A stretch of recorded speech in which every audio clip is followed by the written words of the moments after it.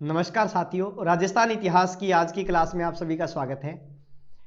तो दोस्तों, अपने राजस्थान का इतिहास की उसकी विषय की चर्चा कर रहे थे, जिसमें हमने राजस्थान के इतिहास में जो है अजमेर के चौहान राजवंश के बारे में चर्चा की थी। अजमेर का चौहान राजवंश हमने पढ़ा था। तो साथियों, अजमेर के चौहान राजवंश में हमने जो है अंतिम शासक, अजमेर का जो अंतिम शासक था जिसने दिल्ली पर भी शासन किया था, जिसका नाम आता है पृथ्वीराज चौहान। पृथ्वीराज चौहान के बारे में भी हमने चर्चा कर ली थी। अब पृथ्वीराज चौहान के बाद में मैंने आपको बताया था कि जो कुतुबुद्दीन ऐबक है, मोहम्मद गोरी कुतुबुद्दीन ऐबक, जो कि इसका गुलाम था, उस गुलाम को क्या कर गया है कि यहां पर छोड़कर चला गया है। ठीक है।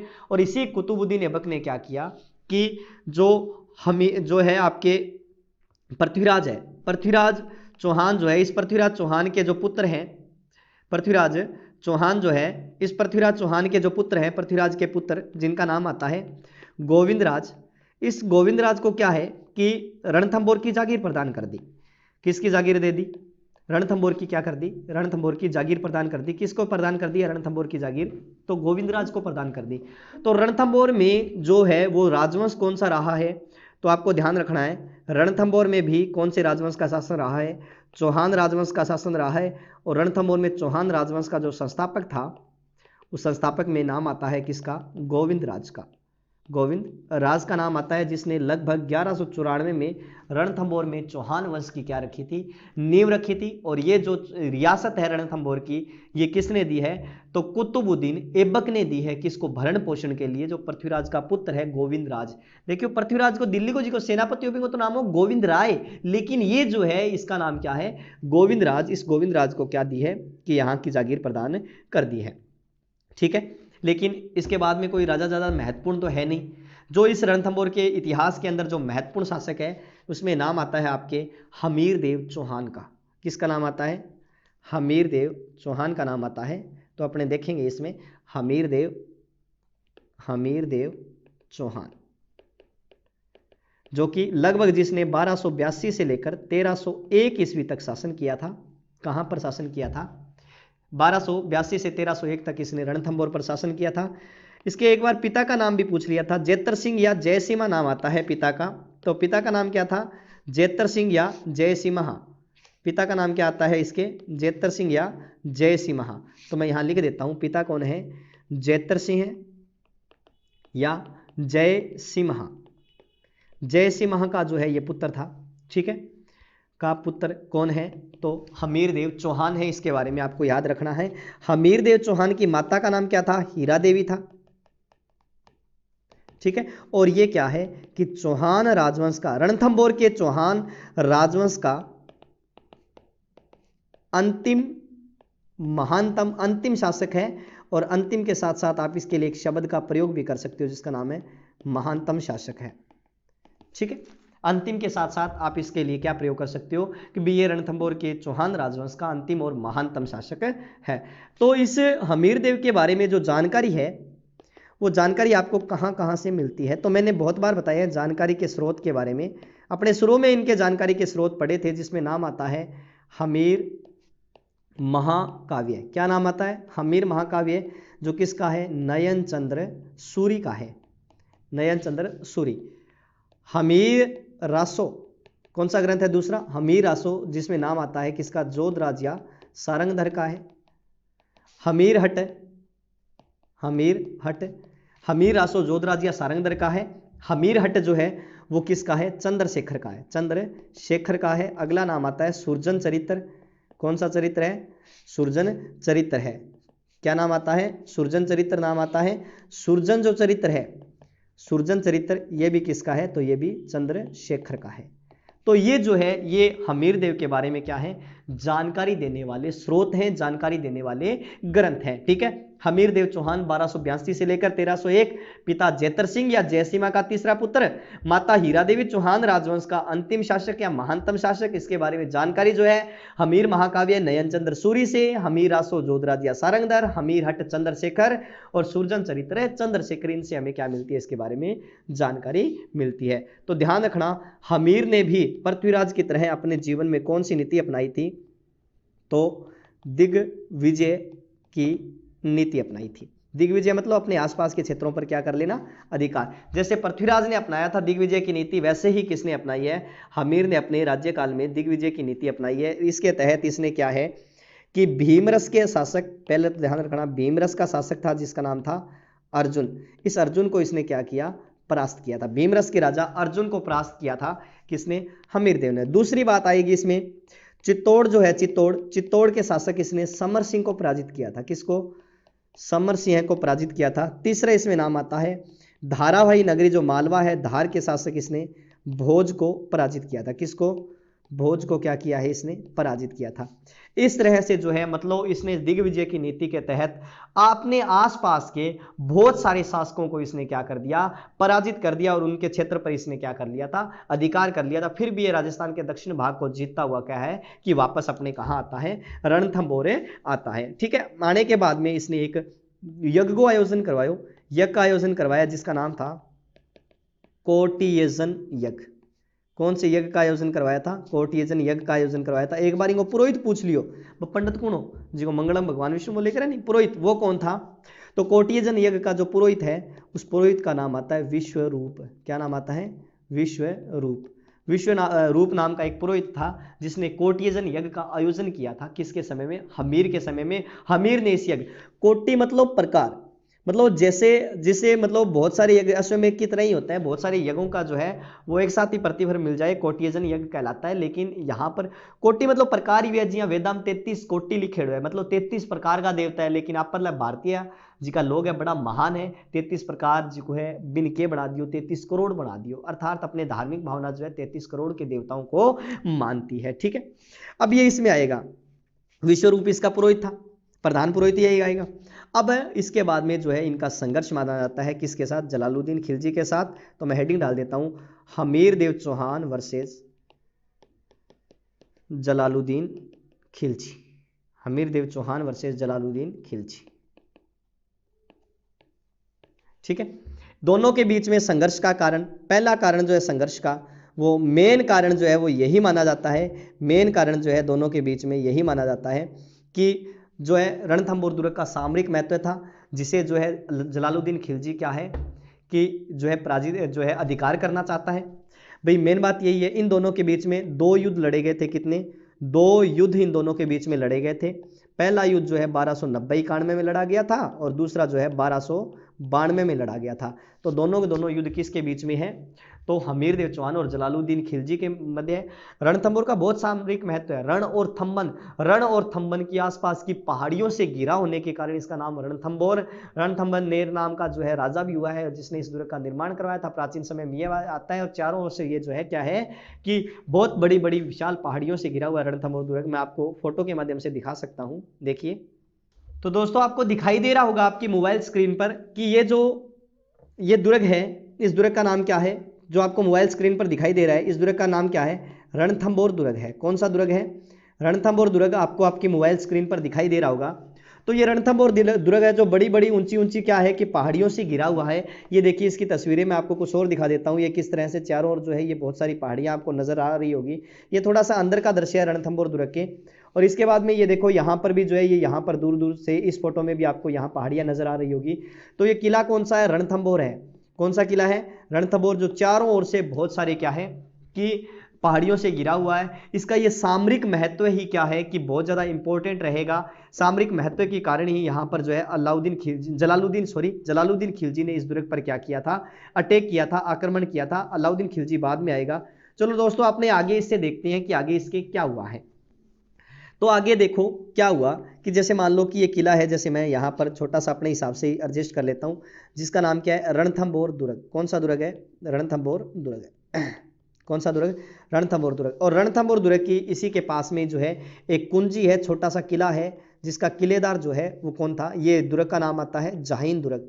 कौन सा दुर्ग है, जाहिन दुर्ग है। और इस दुर्ग जो है, इस दुर्ग की जो कुंजी है, कुंजी या चाबी जो कहलाती है, ठीक है, ये कौन से दुर्ग की कुंजी है, ये रणथंभौर दुर्ग की क्या कहलाती है, कुंजी कहलाती है। कौन सा दुर्ग, जाहिन दुर्ग। मतलब थाने जे रणथंभौर दुर्ग, रणथंभौर को किलो जीतनो है तो जाहिन को किलो जीतनो पड़ेगा।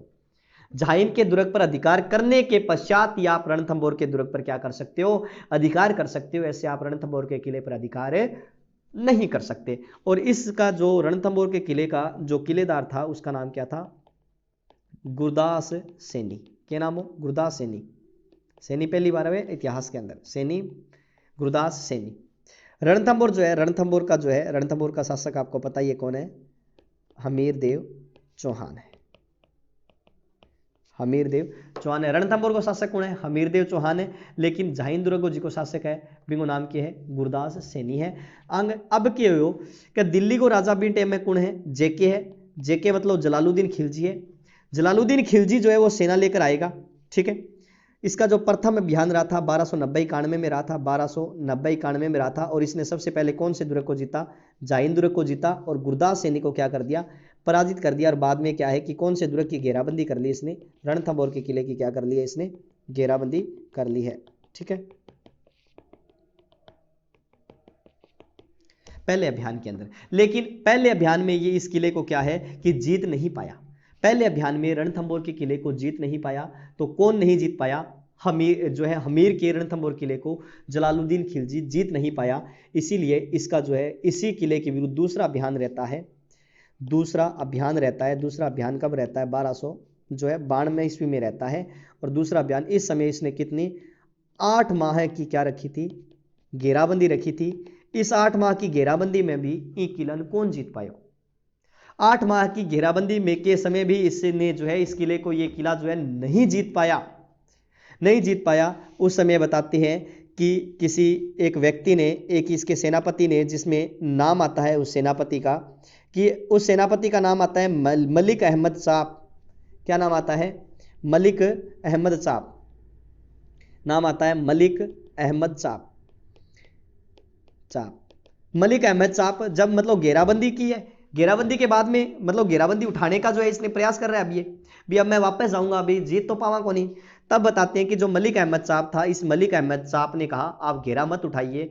तब इसने कहा हमीर जो है, हमीर के इस किले के बारे में किसने कहा है? हमीर के इस किले के बारे में कहा है जलालुद्दीन खिलजी ने कि ऐसे 10 दुर्गों को मैं अपने मुसलमान के एक बाल के बराबर महत्व नहीं देता, ठीक है। मैं ऐसे 10 दुर्गों को मैं अपने मुसलमान के एक बाल के बराबर महत्व नहीं देता। ये जो है जलालुद्दीन खिलजी ने कहा था। कौन से किले के बारे में? ये जलालुद्दीन खिलजी ने कहा था। कौन से किले के बारे में? रणथंभौर के दुर्ग के बारे में। अर्थात ऐसे 10 दुर्गों को मैं अपने मुसलमान के बाल के बराबर महत्व नहीं देता। ये जो कहने वाला कौन था? ये जलालुद्दीन खिलजी था। और घेराबंदी उठाकर जो है यहां से क्या है कि चल दिया। कौन चल दिया? ठीक है, जलालुद्दीन खिलजी चल दिया। और जैसे ही जलालुद्दीन यहां गया तो झाइन दुर्ग पर पुनः से हमीर की सेना ने क्या कर लिया? हमीर की सेना ने अधिकार कर लिया।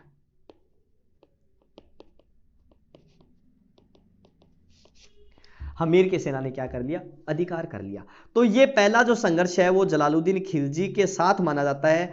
हमीर देव का किसके साथ? जलालुद्दीन खिलजी के साथ। 2 युद्ध माने जाते हैं। मैंने आपको बता दिया कौन कौन से 2 युद्ध हैं। अब आता है आपके हमीर देव चौहान वर्सेस अलाउद्दीन खिलजी।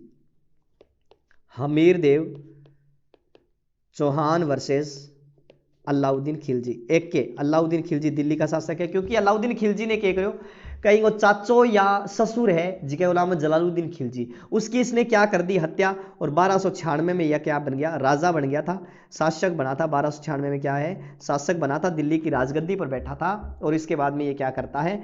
अटैक करता है। अटैक के बारे में अपने अभी पढ़ेंगे। देखो इसके आपस में जो है रीजन क्या है, युद्ध के कारण क्या है। तो पहला युद्ध है, पहला कारण है कि चित्तौड़ का सामरिक महत्व। दूसरा कारण है अलाउद्दीन की साम्राज्यवादी नीति, साम्राज्यवादी नीति, ठीक है। तीसरा कारण है रणथंभौर की दिल्ली से समीपता। चौथा कारण है चाचो ही लागो वो जलालुद्दीन खिलजी, चाचा की पराजय का बदला लेना। चाचा की अपराधे का बदला लेना। तो ये 3 से 4 कारण जो है ये इनके माने जाते हैं। और प्रमुख कारण जो है वो मैं आपको बता देता हूं कि हमीर द्वारा एके के अलाउद्दीन खिलजी के विरोधियों को शरण देना, विरोधियों को शरण देना। मुस्लिम इतिहासकार है, एक नाम है जिका को इन 5 पॉइंट में पूरो थाने डिटेल में बताशू कि मुस्लिम इतिहासकार है जिका को नाम है इसामी। इसामी क्या लिखता है कि मान लो कि ये जो क्षेत्र है, जैसे तो क्षेत्र का नाम क्या है, राजस्थान। कौन सा क्षेत्र है, राजस्थान। तो राजस्थान है ये क्षेत्र, आपको दिखाई दे रहा होगा। इसमें क्या हुआ कि यहां पर अलाउद्दीन का एके जो है ना, एके दिल्ली है, एके के 2 सेनापति थे जिसमें नाम आता है उल्लुंग खां और दूसरा था नुसरत खां। अलाउद्दीन के 1299 के आसपास, इसामी लिखा है कि 1299 के आसपास अलाउद्दीन के आन दोनों ने खटे भेजो, गुजरात अभियान पर भेजो। कौन से अभियान पर भेजा इन दोनों को, गुजरात अभियान पर भेजा। गुजरात का शासक कर्णदेव बघेला था। यहां से बताते हैं कि इन्होंने बहुत लूटपाट मचाई थी। और इसके साथ साथ एक नया सेनापति मोहम्मद शाह, और मोहम्मद शाह को भाई जी का नाम केहब्रू, ये थे मोहम्मद शाह और केहब्रू थे। बहुत लूटपाट मचाई थी। और वापस जब यहाँ आ रहे थे तो यहाँ पर जो है इनके लूट के माल में, जो भी लूट कर माल लेकर आए थे उसको बंटवारे को लेकर इसमें क्या हो गया, विवाद हो गया इनके बीच में। लूट के माल के बंटवारे को लेकर इनमें क्या हो जाता है, विवाद हो जाता है। तब बताते हैं कि मोहम्मद शाह जी को है कोई ज्यादा मांग करी होनी भी, मैं 50% को नहीं 60% लूंगा, यहाँ मांग करी उसी एक हमें इत्याद्या को नहीं कर गया है, बीच में झगड़ों हो गया और बीटे में लड़ाई लुड़ी हुई। तब मोहम्मद शाह जी को भाग्य बताओ किंग शरण में चल गयो। इसामी के अनुसार हमीर की शरण में चला गया। कौन है, मोहम्मद शाह। सेकंड ग्रेड में एक बार प्रश्न आया था कि किसको शरण दी थी, कौन से विरोधी मुस्लिम सरदार को शरण दी थी आमिर ने। तो आपके आंसर आ जाएगा किसको दी है, मोहम्मद शाह को दी है। ये कौन लिखता है, इसामी लिखता है। कौन लिखता है, इसामी ये बात लिखता है। देखो हमीर हट क्या लिखता है, हमीर हट लिखता है क्या, हमीर हट देखो क्या है, हमीर हट क्या है, हमीर हट ये कहता है, हमीर हट जो ग्रंथ है ना वो कहता है किसका है, चंद्रशेखर का है। ये कहता है कि अलाउद्दीन जो है ना, अलाउद्दीन जो है, अलाउद्दीन की घराड़ी पत्नी जी की नाम हो मराठा बेगम जी की नाम हो चिमना, क्या नाम हो, चिमना, मराठा बेगम हो चिमना। आ चिमना कुदरती की है, इन्हें भी ने सुबह सुबह के है पार्क में टहलन जानती अरबी पार्क में ही टहलन आनतो एक कुण आनतो मोहम्मद शाह जी को अलाउद्दीन को किया है, मोहम्मद शाह अलाउद्दीन को सेनापति हो टहलन आनतो। बढ़िया सुनो पार्क बनेड़ो, देखो कितो शानदार पार्क है, ओहो हो बड़ी सुनी गलियां बनेड़ी, अंदर बड़ा सुना पेड़ पौधा लागेड़ा, ओहो। अब चिमना टहलन आनती, इनू कुण आनतो मोहम्मद शाह टहलन आनतो, ठीक है। पहला तो कई बार तो कि अगर टक्कर कोनी हो, एक दिन के आमना सामना हो गया, दोनों की टक्कर होगी, क्योंकि चिमना और मोहम्मद शाह की टक्कर होगी। पहला दिन तो थोड़ी बहुत कोई स्माइल सी फेंकी बतावे, और बिंगा बाद में आगे की है कि 3-4 दिन प्रक्रिया स्माइल वाली प्रक्रिया चलती रही, जिया हाव भाव जिया सिंधु घाटी सभ्यता में तो हाव भाव की है आदान प्रदान हो तो सूचना को इनकी सूचना बीता बिंगी सूचना ही तक पहुंचती रही। एक दिन बताओ है कि मोहम्मद शाह गुलाब को फूल तोड़ो, ठीक है, गुलाब को फूल तोड़ के सीधो किन जला दियो, चिमना जला दियो, आले, ठीक है। अर्थात अलाउद्दीन खिलजी की जो पत्नी है चिमना मराठा बेगम जो है वो जो है मोहम्मद शाह से क्या करने लग गई, प्रेम करने लग गई, प्रेम संबंध हो गया दोनों के बीच में, प्रेम संबंध। अब बात कौन लिखा है, हट लिखा है, हमीर हट के दोनों के बीच में प्रेम संबंध हो गया। अब भाई प्रेम लंबो चाल तो रही हो, अब कितों को लंबो चाल सी झूठ पर तो कितों ठीक है भैया। तो अलाउद्दीन ने कह के जानती मैं अभी आऊं बस मम्मी मिलन जाऊं बस, तो कोई बहानो बुनो मार के उड़ जानती, या तो और मिलन क्यों जानती, मोहम्मद शाह मिलन जानती। यहाँ करके बताओ है का एक दिन किया करके अलाउद्दीन ने बेरो पाट गयो अलाउद्दीन ने कर चिमनी की नहीं मम्मी कोई मिलन कौन जावे, क्यों मिलन जावे, मोहम्मद शाह मिलन जावे।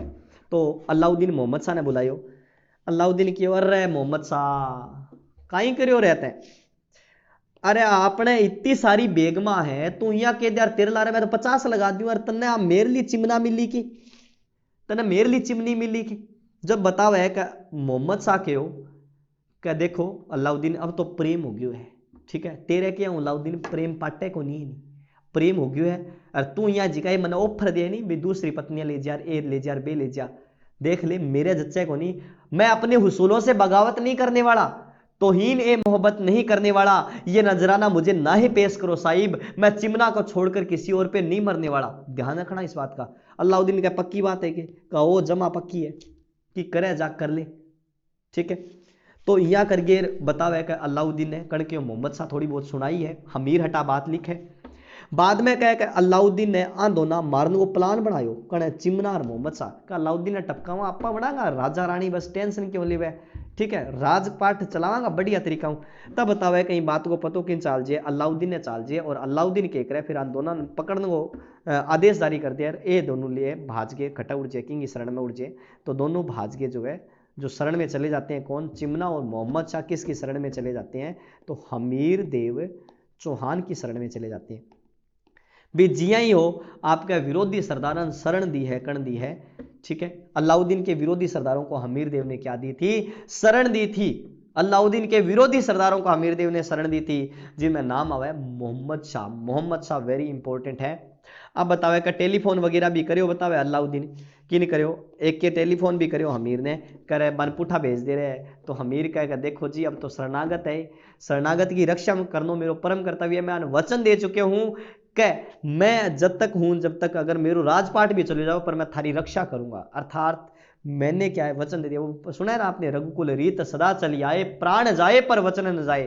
भी मेरे प्राणों का न्यौछावर क्यों ना हो जाए, लेकिन मैं मोहम्मद शाह को रक्षा का दिया हुआ वचन कभी नहीं तोड़ सकता। अलाउद्दीन का पक्की बात है कि, तो क्या पक्की बात है कि मैं आऊं सेना लेके, क्या तू आ जा, तू टेंशन ना ले, तू आ जा, फिर देखांगा तन। तो अब बताओ एक बीच में संघर्ष का कारण जी का मैं थाने बता दिया। अब वही दुर्ग है, वही दुर्ग जो है आपको ध्यान में रखना है। कौन सा दुर्ग है, रणथंबोर दुर्ग। रणथंबोर में कौन है, हमीर देव चौहान है, ठीक है, हमीर देव चौहान है। और सामने कौन है, यहाँ पर दिल्ली का शासक है, एक्के है। एक्के का दो सेनापति उल्लुंग खां और नुसरत खां, और तीसरा सेनापति और जिका नाम हो अल्लफ खां, के नाम है अल्लफ खां। रणथंबोर दुर्ग की कुंजी कौन सा दुर्ग है, जहाइन दुर्ग है, याद रखना है कौन सा दुर्ग है, जहाइन दुर्ग है, ठीक है। ये इसकी क्या कहलाती है, कुंजी कहलाती है। रणथंबोर दुर्ग की कुंजी कौन सा दुर्ग कहलाती है, जहाइन दुर्ग कहलाती है, ध्यान रखना इस बात का, ठीक है। अब भैया सेनापति आया बतावे 1299, 1300 ईस्वी की बात है, 1299 लगभग 1300 ईस्वी के आसपास की बात है। आया आगे एक बार के लिए किया, जहाइन दुर्ग पर क्या कर लिया, अधिकार कर लिया। कौन से दुर्ग पर अधिकार हो जाता है, अभी जहाइन दुर्ग पर इनका क्या हो जाता है, अधिकार हो जाता है, ठीक है। इन्होंने आकर बताती हैं कि पहले सबसे पहले बनास नदी पर अपना पड़ाव डाला था। कौन सी नदी पर पड़ाव डाला है, बनास नदी पर पड़ाव डाला है, और इस जहाइन दुर्ग पर क्या कर लिया है, अधिकार कर लिया है। और हमीर बींटे में बतावे को भी कोटियजन में बिजी हो हमीर।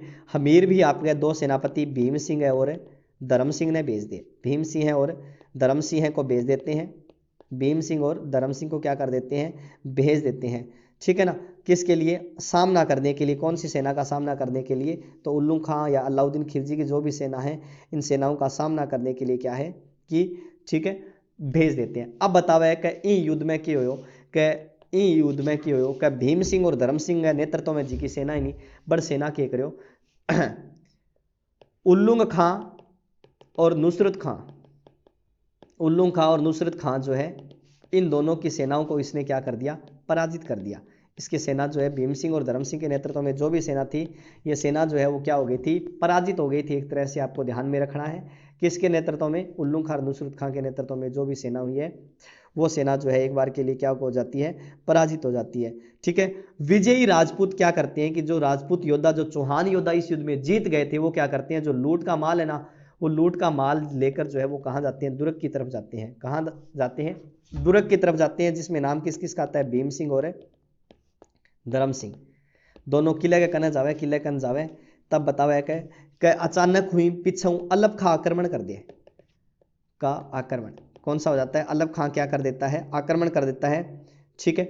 और युद्ध का नाम आता है हिंदुवाट घाटी का युद्ध कहलाता है। ये हिंदुवाट घाटी का युद्ध, इस हिंदुवाट घाटी का युद्ध कहलाता है। कौन सा, जो अल्लफ खां और भीम सिंह धर्म सिंह के नेतृत्व में हुआ था। इंग मां बतावे कि अल्लफ खां जी को दगड़ मारे, किंग सिर में, भीम सिंह सिर में मारे, ठीक है। अर्थात भीम सिंह जो है इस युद्ध में क्या हो जाता है, मारा गया, भीम सिंह मारा गया। और धर्म सिंह जैसे ही, भीम सिंह मारा गया मतलब धर्म सिंह जैसे ही किले के अंदर जाता है, तो धर्म सिंह के जो है भीम सिंह की जो मृत्यु है, उस मृत्यु का उत्तरदायी जो है, उत्तरदायी वो किसको ठहराया जाता है? धर्म सिंह को ठहराया जाता है। भीम सिंह की मृत्यु का उत्तरदायी जो है वो किसको ठहराया जाता है? धर्म सिंह को ठहराया जाता है। ध्यान रखना, जिसके कारण हमीर ने क्या किया, धर्म सिंह को जो है इसके जो सेनापति का पद था, उस सेनापति पद से क्या कर दिया, इसको हटा दिया। इसने सेनापति पद से हटा दिया और एक नया सेनापति जिसका नाम क्या था, भोजराज, इसे क्या कर दिया था, नया सेनापति बना दिया था। अब बताओ कि दुर्ग के अंदर अरादा मगरबी नाम का, अरादा मगरबी नाम के जैसे यंत्र थे, पत्थर ऐसे पत्थर बरसाने वाले यंत्र थे। अब बताओ कि उल्लुंग खां और नुसरत खां, उल्लुंग खां और नुसरत खां के नेतृत्व में पुणे से इस पर क्या होता है, अटैक होता है। तब बताते हैं कि किले से आया हुआ एक भारी पत्थर किसके ऊपर आकर पड़ता है, नुसरत खां बठे छिप जाए, जिये पत्थर आगे पड़ा है वो बठे छिप जाए। तो नुसरत खां भी इस युद्ध में क्या है, मारा गया था। ध्यान रखना, उल्लुंग खां जो है अब किसको बुलाएगा, अलाउद्दीन खिलजी को बुलाएगा। किसको बुलाएगा, अलाउद्दीन खिलजी। तो ध्यान रखना, इस युद्ध में हमीर की तरफ से तो कौन मारा गया, भीम सिंह मारा गया, और जो है एके की तरफ से कौन मारा गया है, नुसरत खां मारा गया है। कौन मारा गया है, नुसरत खां मारा गया है। ये दोनों जो है वो मारा गया, मतलब दोनों जो है मारे गए हैं। तो ध्यान रखना, इस युद्ध में ये मारे गए हैं। ठीक है दोस्तों।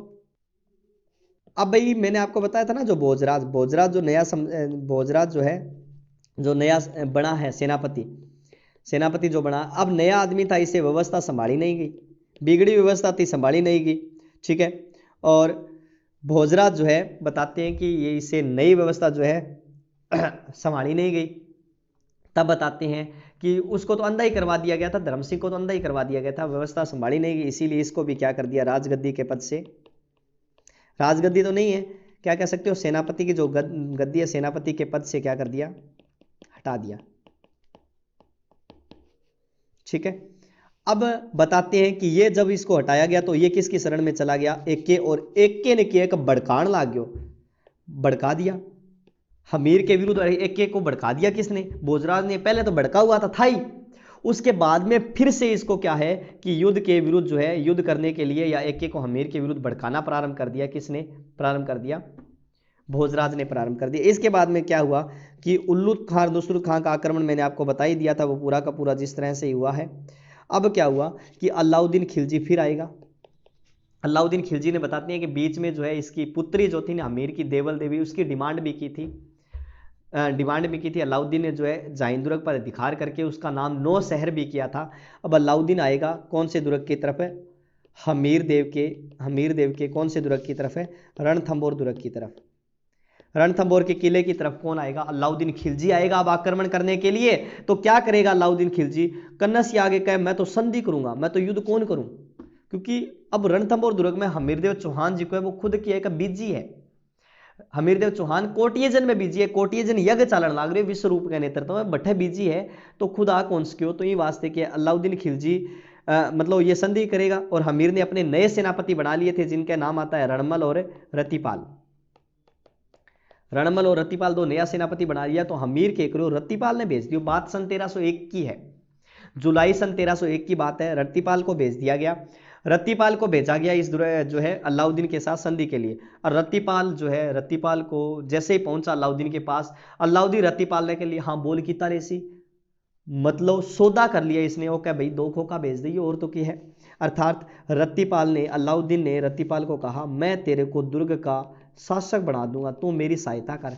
वो का कोई दिक्कत को नहीं कर दूंगा। रतिपाल तैयारी हो गया सहायता करने वास्ते। रतिपाल किले में आन गए, आए बाद में रणमल ने भी आपके कहीं मिला लियो। अर्थात रणमल और रतिपाल की एक विश्वास पात्र निकले, जो है विश्वासघाती निकले, विश्वासघात किया था इन्होंने हमीर देव से। ठीक है, आ के करो दोनों मिलके जो भी खाद्य सामग्री थी उस खाद्य सामग्री में हड्डियां मिला दी, मतलब हड्डियों का क्या मिला दिया, चूरा मिला दिया। खाद्य सामग्री में हड्डियों का चूरा मिला दिया, तो मतलब आप यहां पर समझ गए हैं कि खाद्य सामग्री में जैसे हड्डियों का चूरा मिलाएगा तो खाद्य सामग्री क्या हो गई, दूषित हो गई, जिसका परिणाम यही है कि अब दुर्ग के दरवाजे खोलने ही पड़ेंगे किसी भी हालत में, तो बाहर जाना ही पड़ेगा। तब अमीर खुसरो इनके साथ अलाउद्दीन के साथ आया था। अमीर खुसरो जो है उस दुर्ग की हालत को देखकर अमीर खुसरो लिखता है कि उस समय इस दुर्ग में 2 सोने के दानों के बदले एक चावल का दाना भी नसीब नहीं हुआ, चावल का दाना भी नसीब नहीं हुआ। ये जो है ये किसके बारे में लिखा जाता है, तो ये अमीर खुसरो के द्वारा कौन से किले के बारे में लिखा गया है, तो रणथंभौर के किले के बारे में उस समय लिखा गया है। ठीक है, तो अब हमीर को केसरिया धारण तो करना ही था, तो ध्यान रखना यहाँ पर क्या धारण किया जाता है, केसरिया धारण किया जाता है। यहाँ पर जोहर की तैयारी होती है, जोहर की तैयारी होती है, और जोहर केसरिया जब हो जाए तो क्या पूरा हो जाता है, शाखा। तो ध्यान रखना केसरिया किसके नेतृत्व में, हमीर देव के। मतलब जो भी राजपूत योद्धा केसरिया रंग की जो पगड़ी पहनते हैं ना, केसरिया रंग की जो पगड़ी पहनते हैं और युद्ध भूमि में जाने के बाद में वीरगति को जो प्राप्त होती है, तो वो केसरिया कहलाता है। क्या कहलाता है, केसरिया। हिंदू राजपूती महिलाएं मां भवानी का नाम लेकर जो है अपनी आत्मरक्षार्थ, मतलब विदेशी के विदेशी किडनैप वगैरह कर लेता, बंदी वगैरह बढ़ा लेता, यूं बचन वास्ते हिंदू महिलाएं जो है, राजपूती महिलाएं जो है वो क्या है कि अपना आत्मदाह कर लेती है, चाहे अग्निकुंड में, हवन कुंड, हवन कुंड तो नहीं कह सकते, जोहर कुंड बोलते हैं उसको, जोहर कुंड में या फिर पानी में जो है अपनी आत्मरक्षार्थ हेतु अपना आत्मदाह कर लेती है, तो वो क्या कहलाता है, जोहर कहलाता है। जोहर यहां पर जो है, जोहर के लिए तैयारियां किसने कर ली थी, रंग देवी ने कर ली है। जोहर के लिए तैयारियां रंग देवी ने, और रंग देवी की पुत्री थी जिसका नाम था देवल देवी, जिसको पद्मला के नाम से भी जाना जाता है, पद्मला। और क्या पूरा हो गया था, साका। बात कब की है ये, 11 जुलाई सन 1301 ईस्वी की है। कब की बात है, 11 जुलाई 1301। अब ध्यान रखियो, अठे दो बात मैं थाने बताऊं कि हमीर जद किला बारह जान लाग रहे हो नहीं, बी टाइम में रंग देवी ने कह गयो कि तुम जोहर ना करी, तुम जोहर मत करना अभी। किया का पहली बात तो अपन जीत स्या, कोई बड़ी बात को नहीं, बड़े वीर राजपूती सैनिक है अपने साथ, हम जीत जाएंगे, लेकिन तू जोर मत करना। रंगदेवी को ये कहा, किसने कहा था रंगदेवी को, तो हमीर देव चौहान ने कहा। तो फिर बताओ तो सही, कोई सोल्यूशन तो बताओ मैंने। तो हमीर ने कहा कि अगर आपको आसमान में, कि पहली बात तो जीत ही जाएंगे, अगर केसरिया रंग के जो है झंडे दिखाई दे तो आप समझ लेना कि हम जीत गए, आप जोर मत करना। लेकिन अगर आपको आसमान में काले रंग के झंडे दिखाई दे तो आप समझ लेना एक ही की सेना जीत गई है, अब जोहर करना ही बढ़िया रहेगा। ठीक है, जोहर करना ही पड़ेगा, कोई इलाज नहीं है। तो आप ऐसे करना कि भी पहले जोहर मत करना। तो ये किसने कहा है, हमीर ने कहा है। अब हमीर जो है केसरिया धारण करके हमीर सेना लेकर चल दिया, हमीर देव चौहान। ठीक है, हमीर देव चौहान जो है बताते हैं कि ये केसरिया धारण करके चल दिया। और इधर से सेनापति किसकी है, अलाउद्दीन खिलजी की। बात कब की है ये, तो जुलाई 1301 की है, जुलाई 1301 ईस्वी की बात है। और इस समय दोनों की सेना का आपस में मुकाबला हुआ। तो पहली बार बताते हैं कि हमीर देव चौहान ने अलाउद्दीन खिलजी की सेना को क्या कर दिया, पराजित कर दिया। अधिकतर इतिहासकार तो यही मानते हैं कि हमीर देव पराजित हो गया था, वीरगति को प्राप्त हो गया था। लेकिन इतिहासकार यह भी लिखते हैं कि हमीर जो है, हमीर ने एके की सेना को क्या कर दिया था, पराजित कर दिया था। और इसके बाद में बताते हैं कि हमीर ने जब एके की सेना को पराजित किया तो उसके बाद में हमीर की सेना इतनी खुश हुई, इतनी प्रसन्न हुई कि इन्होंने पता ही नहीं लगा कि कब केसरिया की जगह इन्होंने काले झंडे अपने हाथ में उठा लिए और आसमान में लहराने लग गए, पता ही नहीं चला कब। पहली बात तो अधिकतर इतिहासकार इसको जो है वो क्या है कि हमीर का पराजय ही मानते हैं, हमीर की वीरगति मानते हैं। लेकिन कुछ इतिहासकार ये लिखते हैं कि हमीर देव जो चौहान है, हमीर देव चौहान की सेना ने क्या किया, पता ही नहीं चला, जीत की खुशी में कब काले झंडे उठा लिए हाथ में। और उसी समय की बात आती है कि वहां रंग देवी यही तो देख रही थी, और रंग देवी के नेतृत्व में जोहर हुआ था।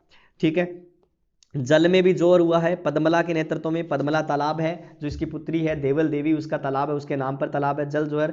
तो राजस्थान का प्रथम जोहर या क्या कहलाता है, ये शाका कहलाता है। राजस्थान का पहला जोहर या शाका कहलाता है सन 1301 ईस्वी। कौन सा दुर्ग है, रणथंभौर दुर्ग का। कौन से दुर्ग का कहलाता है, रणथंभौर दुर्ग का। राजस्थान का प्रथम और प्रथम जोहर कहलाता है। राजस्थान का एकमात्र जल जोहर भी कहलाता है, जल जोहर भी कहलाता है। राजस्थान का एकमात्र जल जोहर भी कहलाता है। कौन सा जोहर कहलाता है, तो 1301 का रणथंभौर दुर्ग का।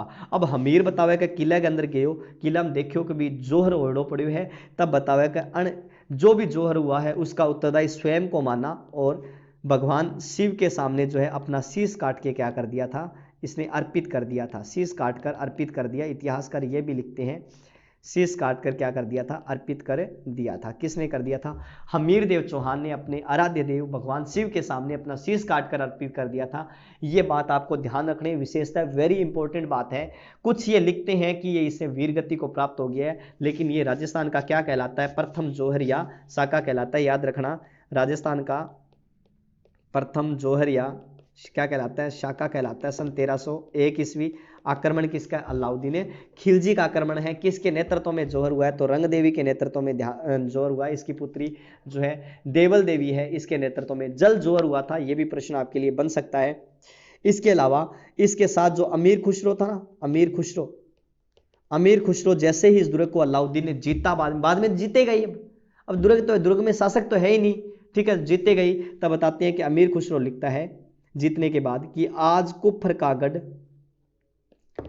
का गढ़ इस्लाम का घर हो गया। कुफर होता है धर्म विरोधी। कुफर क्या होता है, धर्म विरोधी। आज कुफर धर्म विरोधियों का गढ़ जो है वो इस्लाम का घर हो गया। ये ध्यान रखना। ये किसने कहा था, अमीर खुसरो ने कहा था। और कौन से किले के बारे में कहा गया है, तो रणथंबोर के किले के बारे में कहा गया। रणथंबोर का किला के बारे में 3 ऐसे 10 दुर्गों को मैं अपने मुसलमान की बाल के बराबर महत्व नहीं देता। जलालुद्दीन खिलजी, इसमें 2 सोने के दानों के बदले 1 चावल का दाना भी नसीब नहीं हुआ। अमीर खुसरो। तीसरा कथन क्या, आज कुफर का गढ़ इस्लाम का घर हो गया, ये इसके बारे में। और एक वो कि बाकी सब दुर्ग तो नंगे हैं, ये दुर्ग बख्तर बंद है, ये भी किसके बारे में कहा गया है, तो ये जो है रणथंबोर के किले के बारे में कहा गया है। ठीक है, रणथंबोर के। अमीर खुसरो हिंदी गढ़ी एटा जिला जो है यूपी का रहने वाला था। तोता ए हिंद कहा जाता है इसको, तोता ए हिंद। किसके दरबार में था ये, अलाउद्दीन खिलजी के दरबार में था। ठीक है, आई बात समझ में, तो ध्यान रखना। अब बताते हैं कि अमीर खुसरो आगे लिखता है, अमीर खुसरो लिखता है कि रणमल जो है, रणमल रतिपाल की जो है अलाउद्दीन खिलजी ने हत्या करवा दी थी। क्यों करवा दी थी, कि इसको कहा कि आप अपने राजा के नहीं हो सके तो मेरे क्या होगे, ये कहकर इन दोनों की हत्या करवा दी थी। और इसके अलावा बाद में जो है राज दरबार में मोहम्मद शाह को बुलाया गया और मोहम्मद शाह को ऑफर दिया गया। मोहम्मद शाह को कहा गया कि अगर तेरा इलाज करवा दिया जाए, इसे अगर तेरे को सही करवा दिया जाए, ठीक है, तो तू क्या करेगा। क्योंकि बताते हैं कि जो जौहर कुंड था, बलिदान जो है वो मोहम्मद शाह की पत्नियों ने भी दिया था, ऐसा भी उल्लेख आता है। मोहम्मद शाह की जो बेगमें थी उनका भी उल्लेख आता है। मोहम्मद शाह भी इसमें हमीर का साथ देता है। इस युद्ध में मोहम्मद शाह घायल हुआ था। मोहम्मद शाह को कहा गया था तेरा इलाज करवा दिया जाए तो क्या करेगा तू। तब बताते हैं कि मोहम्मद शाह ने कहा कि अरे अगर अलाउद्दीन मेरो इलाज करवा दियो तो पहला मैं तन्ने मारूंगा और अट्ठे जी को है, जिको हमीर देव का कोई वंशज ने मैं अट्ठा बिठा दूंगा। ठीक है, कोई भी वंशज को मैं यहां पर बिठा दूंगा, उसका कोई भी उत्तराधिकारी को मैं उसका बिठा दूंगा, यहां पर बिठा दूंगा, लेकिन मैं तन्ना कौन छोड़ू नहीं। ये बात ध्यान रखना। चिमनी की चिमनी भी यही बुझा दी, टेंशन ना लियो पिंगी। तो ये जो है ये अमीर खुसरो ये वर्णन है लिखता है। ठीक है ना, ध्यान रखना। और बताते हैं कि अलाउद्दीन इस बात से बहुत क्रोधित हुआ था, जिसके बाद में मोहम्मद शाह को इसने हाथियों के पैरों के नीचे क्या कर दिया, कुचलवा दिया। और क्या बताएं कि हमीर के बारे में, हमीर ने अपने जीवन में 17 लड़ाइयाँ लड़ी थी, जिसमें 16 में विजयी रहा था। ये एक लास्ट वाली हार गया था। बताते हैं जैसे भी इतिहासकारों के अलग अलग मत है, जैसे मैंने आपको बता दिया 16 में विजय रहा था। तो इसका जो दरबारी कवि है, दरबारी कवि में नाम आता है बीजादित्य। ठीक है, इसका गुरु का नाम आता है राघव देव। मैंने आपको बताया था ना, इसने अपना शीश भगवान शंकर के अर्पित कर दिया था। गुरु का नाम राघव देव। इसने अपने पिता के 32 वर्षों के शासनकाल के परिणाम स्वरूप इसने रणथंबोर के किले में, कौन से किले में, रणथंबोर के किले में 32 खंभों की क्या बनवाई थी, छतरी का निर्माण करवाया था, जिसे जहां पर हमीर बैठकर न्याय किया करता था, इसीलिए इसे न्याय की छतरी कहा जाता है। क्या कहा जाता है, न्याय की छतरी। और कौन से किले में, 32 खंभों की छतरी रणथंबोर के दुर्ग के अंदर है। किसने बनवाई थी, हमीर ने बनवाई थी। ठीक है, और हमीर के साथ ही रणथंबोर के चौहान वंश का क्या हो गया, चौहान वंश का समापन हो गया। ठीक है, हमीर के बारे में कहा जाता है कि सिंह सबल सतपुरुष वचन कदली फलत इक बार, तिरिया तेल हमीर हट चढ़े न दूजी बार। अर्थात हमीर ने हट किया था। हमीर ने क्या हट किया था कि भी मैं किसी भी हालत में मोहम्मद शाह को या केहबरू को मैं जो है अलाउद्दीन को नहीं सौंपूंगा। ठीक है, सिंह सबल अर्थात शेरनी एक ही बार पुत्र को जन्म देती है। सतपुरुष वचन, सतपुरुष व्यक्ति, सत्य व्यक्ति जो है वो एक ही बार सत्य वचन बोलता है। कदली फलत एक बार, कदली के जो है एक ही बार फल लगता है, मतलब केले के एक ही बार फल जो है वृक्ष जो भी होता है उसके एक ही बार फल लगता है। उसी तरह से जो है विवाहिता वो एक ही बार बनती है, अर्थात उसके जो पिट्ठी वगैरह का श्रेय होता है वो एक ही बार होता है। उसी तरह से हमीर है कि हमीर ने एक बार अगर हट कर लिया तो कर लिया, एक बार जो उसने कमेंटमेंट कर दी तो उसके बाद में वो किसी की नहीं सुनने वाला। ये किसके बारे में कहा गया है? हमीर देव चौहान कि हम सिंह सबल सतपुरुष वचन कदली फलत इत बार तिरिया तेल हमीर हट चढ़े न दूजी बार। इसी के साथ ही रणथंभौर के चौहान शासकों का यहाँ पर क्या होता है? समापन होता है। रणथंभौर का इतिहास बहुत विस्तृत है, दुर्ग को पढ़ोगे तो कुछ आपको यहाँ पर कुछ प्रमुख चीजें, जैसे मान लो रणथंभौर का किला एकमात्र ऐसा किला है जिसमें मंदिर मस्जिद और गिरजाघर तीनों ही है। मंदिर मस्जिद गिरजाघर तीनों ही है। त्रिनेत्र गणेश मंदिर भी बना हुआ है इस किले के अंदर, जो कि राजस्थान का सबसे बड़ा मंदिर है। मेला भी यही लगता है। ठीक है, जठे मतलब कुमकुम पत्रिका भेजी जाए, सारों पहला अठई भेजी जाए शादी का कार्ड। तो ये जो है इसी के साथ ही रणथंभौर का इतिहास भी यहाँ पर क्या होता है? समाप्त होता है। आज के लिए इतना ही, बाकी हम कल एक नया इतिहास जालौर का इतिहास लेकर आपके सामने प्रस्तुत होंगे। तब तक के लिए धन्यवाद दोस्तों, आज के लिए इतना ही। Thank you for today. मिलते हैं कल एक नए जोश उत्साह और एक नए राजवंश के साथ। राजवंश तो वही रहेगा लेकिन एक नए क्षेत्र के राजवंश के साथ। तब तक के लिए धन्यवाद।